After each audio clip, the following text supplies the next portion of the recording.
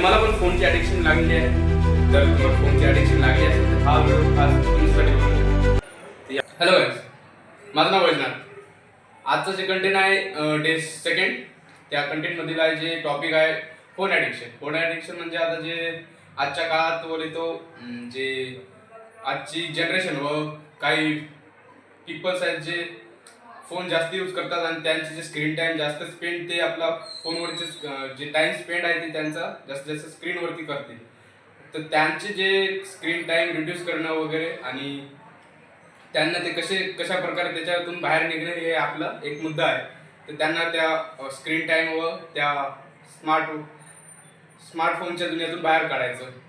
तर जसं की आता फोन ॲडिक्शनचे काही हानिकारक दुष्परिणाम काही परिणाम आहेत जे हेल्थवर परिणाम करू शकते आणि तुमची जे टाइम स्पेंड तुम्ही कुठं करायला पाहिजे, जे कुठं करता तुम्ही हे तुम्हाला कळावं याचं मी जे त्या मुद्द्यावर हा व्हिडिओ बनवतो.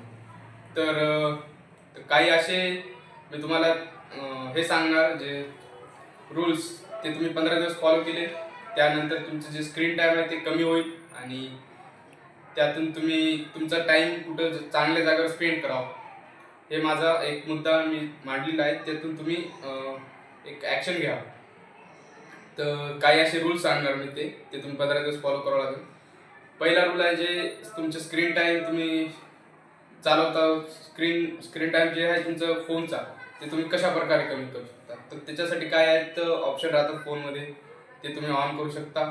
जसं की नोटिफिकेशन जे ऑफ करायला नाही ऑफ करता आणि ऑफ करावे. दुसरं आहे ते फोन सायलेंटवर राहू दे. आणि थर्ड वन इज एक तुम्ही स्क्रीन टाईमवर सेट करा.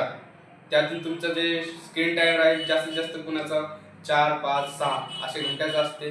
त्यातून तुम्ही तुमचा स्क्रीन टाईम कशा प्रकारे कमी कराल हे तिथं एक ऑप्शन राहते स्क्रीन टाईम म्हणून, ते तुम्ही सेट करू शकता. तुम्हाला जेवढा कमी करायचं त्यातून तुम्ही 1 घंटा 2 घंटे असे स्क्रीन टाईम सेट करा, किमान 3, ज्यातून तुमचा स्क्रीन टाईम कमी होईल. कारण की डायरेक्टली तर एक तास 2 तास तर होणार नाही, तर अर्धा 1 तासपासून सुरुवात करा, जेणेकरून तुमचे 15 दिवसात एक 10-10 मिनिटांनी तरी कमी केला तरी तुमचा स्क्रीन टाईम 10 दिवसानंतर टोटली 1 ते 6 तास तुम्ही कमी करू शकता डेली रुटीनमधला. आणि सेकंड पॉईंट जे आहे त्यातून तुम्ही तुमचं जे टाइम स्पेंड केलेलं आहे स्क्रीनवर तुम्ही सेट केलं की 3, तर ते 3 तुमचा टाइम पूर्णपणे तुम्ही तिथं स्पेंड केला त्यानंतर ते फोन तुमचा लॉक होईल. तर ते लॉक झाल्यानंतर तुमचा फोन त्यानंतर तुम्ही तुमचा फोन बाजूला ठेवून तुम्ही काही फिजिकल एक्सरसाइज काही खेळ कुठं फिरायला जाणं असं इन्व्हायरमेंटसोबत कनेक्ट व्हा, जेणेकरून तुमच्या हेल्थवर आणि तुमच्यावर काही चांगले परिणाम दिसून येतील. थर्ड पॉईंट आहे जे तुम्ही आता काही जणांना फोन ॲडिक्शनमुळे झोप लागत नाही, आळस फार येते. तर ते कमी करण्यासाठी जे तुमचं आहे ते त्यासाठी तुम्हाला लवकर तर झोपावं लागते आणि त्या लवकर झोपण्यासाठी तुम्हाला फोन पहिले अगोदर बाजूला ठेवावा लागते. तर झोपण्याच्या वेळी जे अर्धा तास किमान 1 तास अगोदर तुम्ही एक तर बाहेर कुठे फिरायला नाही तर मग कुठे टेरेसवरती, जेणेकरून नाईटमध्ये तुम्ही पूर्णपणे डार्कनेसमध्ये तुमचा टाईम स्पेंड करा किमान 30 to 45 मिनिट्स.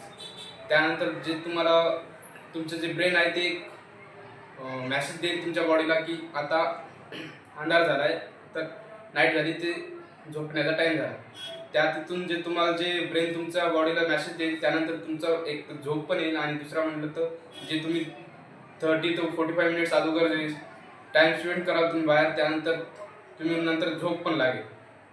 आणि झोपण्यापूर्वी जे अर्धा तास जे आहे त्याच्या अगोदर फोन बाजूला ठेवणे आणि त्या अर्धा तास नंतर फोनला हात लावायचा नाही. आणि ते फोनला म्हणजे बेड टाईम मोडवर सेट करून मॉर्निंगचे 7 घंटे किंवा 8 घंटे तुम्ही जेवढ्या टाईमचे तुम्ही स्लीप घेणार त्या स्लीपनुसार टाईम सेट करून सकाळी डायरेक्ट जेव्हा तुम्हाला उठाल त्यानंतर 1-1.5 तासानंतर तुमचा फोन यूज करेल. भेटूया दुसऱ्या ब्लॉग.